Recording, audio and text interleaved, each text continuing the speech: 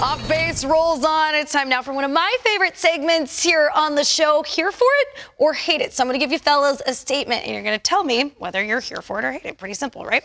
All right, we're going to start in the Big Apple, where Luis Guillorme registered his first hit of the season.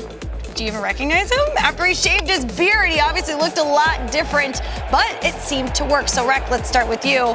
Here for it or hate it? Superstitions work? Would you grow a beard to get out of a slump? Oh, absolutely, I would. Yes, that's the glory of baseball. So I'm here for this. Absolutely. I do wish we played the game. Who is this? Before you told me that was Luis Guillorme, because I might not have told you. You could say the same. Another former Met. He's now a Yankee. Miguel Castro looks nothing like himself. It's hilarious when guys have to do things like this just to get a knock, and that's what it's all about. All up here, Keith. Would you? Hey, whatever gets you going, man. I mean, it's hard not to think of the facial hair policy, but no, this is all superstition. Baseball players are creatures of habit, superstitious people. Whatever gets you going, good. It worked. If it didn't work, then we'd be talking about it differently. It worked for him. Yeah. That's the reason why I'm here for it, is because it worked. You know, if it didn't work, then I'm not here for it, because my man looks like a baby face because he had like the big beard going, and it was dark. It was. So it wasn't no little thing. He had to do a lot of work to shave off a lot of that hair. So, and it's part of his personality. Like, he's kind of that grimy, grind it out player, got the beard. He'll spit, he'll be drizzling in the beard. Yeah, I'm here. He doesn't mind. He just got no batting gloves, right? Yeah. That's who he is, and now it's gone. And now he's probably got like a super hairy chest. Oh yeah, I mean, I would imagine, yeah. It'll grow back. Why not? Doesn't match at all. I mean, could you imagine if like Charlie Blackmon shaved his beard? I think he tweeted a photo of him without facial hair one time, and everyone was like, "Who is this guy?" Yeah, when he first stepped into the league. Yeah, because that's like his identity. And but you know what? Justin Turner. Yes, good point. Dallas Keuchel. Yep. Yeah, you got to do it. But you got to do what you got to do to get the knocks. And that's what matters. At the end of the day, you got to ball out. Yes. Right. As long as you're not like pulling on some like really smelly old socks or something, it's a lot better. What do you mean? If you got to wear the sock. But I'm just saying, as a teammate, like, I don't need to smell that. I'd rather you shave the. I'd rather you shave it. That's all I'm saying. You're raking. You got to use the same underwear every day. I mean, same underwear. I used to wear the same softball sliders when I was in a Wasn't it Giambi that wore a thong? I think Giambi. I heard that. Wouldn't surprise me. I think we heard it. Yeah, Moneyball. They talked about it. So if it was in a movie with Brad Pitt, it must be true. It's got to be true. And it worked. Yeah, it did. All right, so we're all here for it. Superstitions in order to break a slump. Yeah, I mean, we're a baseball show. Yeah, that's true. Baseball is superstitions. Yeah, and it's so like true. I said, as long as it works, that's the key. If it works, you do it. Well, you don't know at the time. The damage is done, and then you're at the plate, and you just hope. Well, you know what? He's got to do whatever he can for the team too. Like, it's not just individual; it's for the team as well. Team is rolling right now. Yeah, that's true. So if I gotta shave something off or whatever. I guarantee you, Uncle Buck and Steve Cohen. Cincinnati Reds, do something. Cincinnati Reds should all shave. Maybe buy some thongs.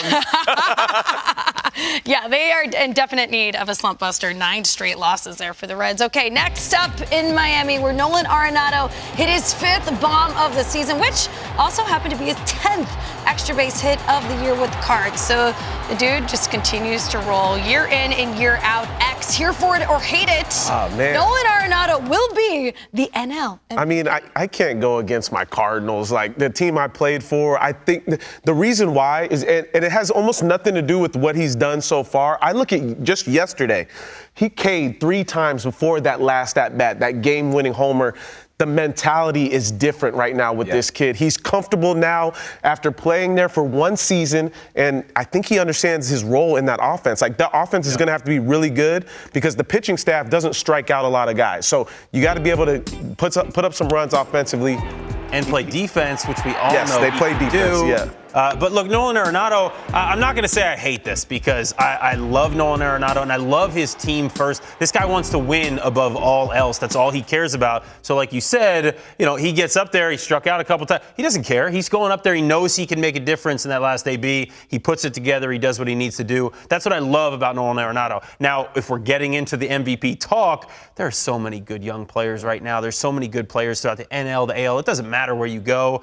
It's going to be really hard to say that Nolan Arenado is going to be the MVP. I would love for him to continue this pace, though, because it's fun to watch the Cardinals good. It's fun to watch, this team winning and be a part of what was looked at as a down NL Central and still probably is outside of them and the Brewers, but it's still going to be fun to see him doing this. And in that lineup with Paul Goldschmidt and some of the other young players that are in that lineup, should be a good team to watch. That was a very diplomatic answer. Neither of you know, really took a stance there. The name of the segment is called Here For It or Hate It. I don't want to say hate it. It's Nolan Arenado. He knows what he's doing.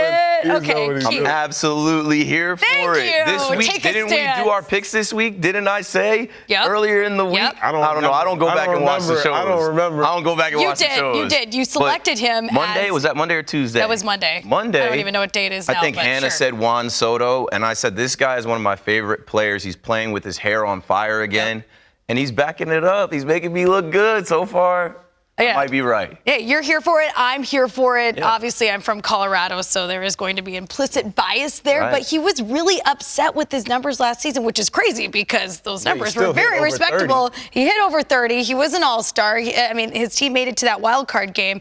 Now he's leading the majors in slugging, but he worked on his bat speed in the offseason, and he also adopted Paul Goldschmidt's new bat. So it has that counterweight. It's called the puck bat. I don't know if you guys have used it. I've heard about that. Yeah, it balances things out, so it gives you a little bit extra length and weight without That'll give you a little extra increasing. bat speed, too. Yeah. Amen to that. So, yeah, it's going to be really interesting to see what happens with Nolan Arenado there in that MVP race. Of course, it is April 21st. But that's what we do here. We have to talk about it every day, so we're going to have some hot takes. There's so many good players, like Anthony said, and getting guys off to good starts. You know, the beginning of the season, if you're talking MVP, one of the big things is you do want to have that stretch to where you're balling out, and he's having that right now. So every MVP you look back, there's a certain stretch they have. He could be having it right now. Is he doing it too early? Is he peaking too early? Oh, man. Can he sustain this? Is any Dodger in that lineup going to come through late in the year? Is a Brave going to come? You know, any of these teams that we talk about that we know are going to be there at the end of the year. Matt Olson. Well, Have you seen Matt Olson? Yep. Matt Olson is another guy you got to put in the MVP You're right. talk. You're right. He's crushing it as a Brave. That's a good underdog. Trey Turner, I think, was my pick. So, like you said, that Dodgers lineup, it could really be anyone in that lineup. Francisco Lindor's not off to a bad start. Exactly. Yes, there you go. Hey, listen, the sky's the limit, and that's why we love this sport. All right, moving on. Last night, Rangers, Mariners in the bottom of the first. Check this out. Runners on the move here, Jesse Winker, so he hits his line drive to first. So Nathaniel Lowe made the catch for 1 out, tagged first for 2, and then threw to second for the 3rd out. That was the first triple play, gentlemen, of the season. So this thing didn't exactly go viral because it was a little anticlimactic, if you ask me. But Keith, are we here for it or hate it? Triple plays are now just kind of underwhelming. No, they're not underwhelming. I hate that. I hate the fact that we even are asking if they're underwhelming. They're cool. I mean, it's cooler when, like, the third baseman steps on third, throws to second, throws to first. But, you know, that one was just, like, a little slow developing. It's always cool to get 3 like that. I'm here for it. Don't hate it at all. I guess, did I say that wrong? Triple plays are underwhelming, so then I hate it. Yeah, but I knew I was picking up what you were laying down. Yeah, I'm here for it. They're kind of underwhelming for me. I look at, you know, especially, I think about it from a hitter standpoint, too. I'm like, man, if I hit it to a triple play, that's like one of the worst feelings Has that ever in happened? the world. No, I've never hit it to a triple play. At any level? No, it hasn't happened. Thank God that's never happened. But yeah, it's like something that we forget about oftentimes. Like, it happens in the middle of the game, and then it was cool for that moment, but then nobody remembers it later on down the line. So I think they're underwhelming. There's other things that happen bigger in the game. 3 outs is cool, but it is underwhelming. You definitely forget about it. As a catcher, I never thought, I'm going to try to get a triple play here. I'm thinking about double play. But as a catcher, this is not something that's overrated at all. I hate the idea of thinking that there's at least 2 runners on. So I'm already in a jam with my pitcher. And I just got out of it. Whether runs have scored or not, innings over, these things are not underrated. That can change the entire game, right? A triple play or a homer. Like, okay, homer, 3 runs, you're in trouble. Maybe a double, the inning keeps going, whatever it is. You get 1 out, but the next guy whatever it is, that triple play ends. Innings over, guys. That's it.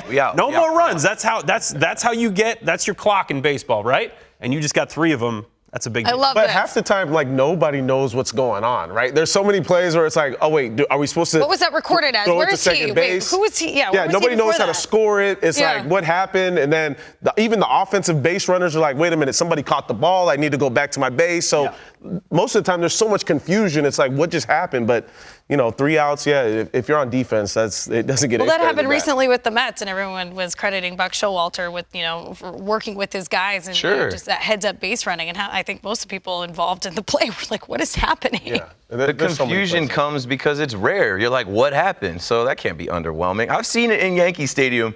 Last year it happened in Yankee Stadium where the fans were like, they thought it was just 2. It's like, no, we got 3. Well, it only happened 5 times last season, but I love all the perspectives. We have the backstop, we have the hitter, we have the fan and the host, and also I am a fan. So you know what? I'm going to say I'm kind of here for it. Like, I want more out of my triple play of like this great like around the horn excitement. You don't really get that. That was kind of like, oh. Maybe there should be fireworks. It left me going wanting off. more. I want fireworks. That's what we need. I want someone with a button. And if we get a triple play, they're going to be fireworks. Horns. Okay. And maybe like a concert. A little dance off the field, something. Yeah, exactly. And if you don't get it, there's a trap door that opens up and there's sharks. Someone authenticating the ball. Yeah, that's what we need. Thank you. Just do it for me. Okay, we're going to move on here on Here For It or Hate It. Down in San Diego, things were the opposite. Chill after Luke Voit collided with Tyler Stevenson. You see that right there, resulting in a concussion for the Reds catcher. Now, after the game, former Padre Tommy Pham, he was pretty fired up. When I rewatched it on video, I thought Luke could have did a better job of avoiding the tag. I didn't like it.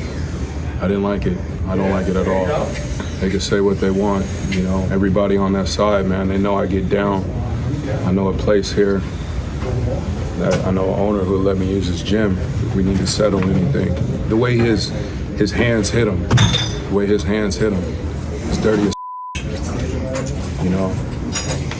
I don't like it at all. The way his hands hit him in the face, it was dirty.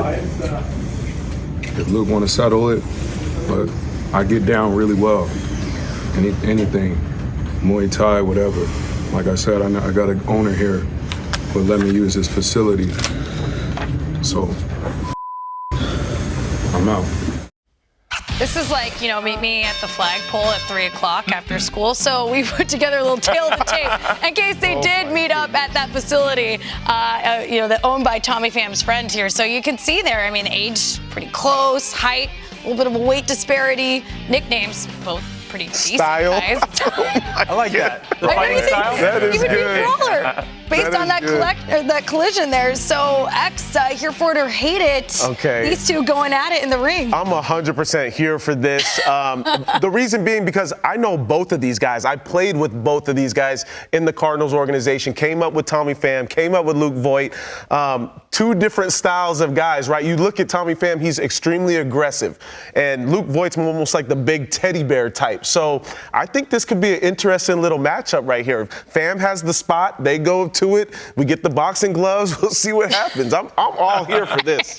I'm here for the fact that Tommy Pham is out there defending his teammate, obviously. And I his love catcher. to see that. And his catcher. But I will say that watching the play, I don't get those vibes of something bad happened. So I love that Tommy Pham is defending his guy because your guy got hurt. No matter what, you got to stand up for your teammate. But I watched the play as a catcher and someone who's, just kind of observing. And I see a big guy trying to get out of the way. He tries to switch sides. He goes from outside to inside. We don't move that well as big men. We don't. We try and we can't do it. So then you got the catcher literally lunging at you. Your hands come up in like a self-defense. Like, I don't want to get the mask straight off my face, off my lips. So I'm trying to defend myself. Yeah, he pushed through a little bit. That's part of it. That's part of being a catcher. That's part of the responsibility. You're trying to prevent the run. He's trying to score the run. I don't think there was anything dirty there. We've seen some dirty stuff in the past. If you want to go back to the 80s or even before that, you can look up some stuff that's way worse than that. I just think that was kind of I thought him coming down a little hard with the hands might have been a little bit on the dirty side. Big, strong guy, though. I do understand that, but I look at, in a situation where you're coming in sliding, you're not trying to run him over. But even if you're trying to like move something out of the way, knock the ball out of the way, there's no need for the hands to come down. Understood. One on each side. It was an accident. So Luke Voigt is a former football player. His brother played linebacker at Army. He's running full speed. I think the hands were him trying to like get out of the way. Catcher lunges into him. But whatever. Luke is a Stone Cold fan. He's about that life. But clearly Tommy Pham wants all the smoke. Let's set it up UFC style.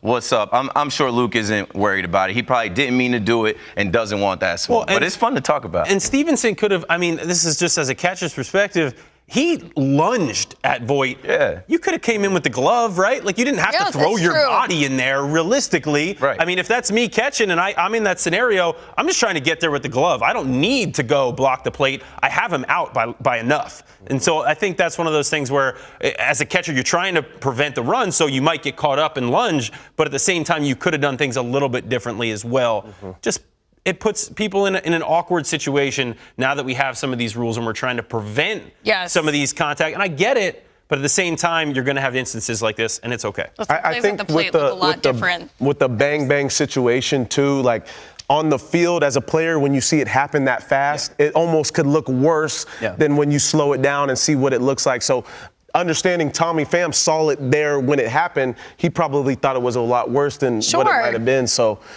immediately after we catch the clip, I mean, that's another thing too about that clip. Like, we get the real Tommy Pham, right? After the media, we always talk about getting the players to talk and really be personable and talk about what actually happened. He gave us that, right? So, I mean, I love all that. That was T.O. defending his quarterback right there. Like, that's literally, I saw the emotion. I saw that. It was awesome. It was really cool to see. I love teammates like that. That can galvanize a room, especially you talk about. That's the guy you want in your foxhole. That's the guy that is ready to go to war with you. That's a great teammate. Yeah, especially like you said, they need something to bust that slump. So maybe it's their teammate getting upset.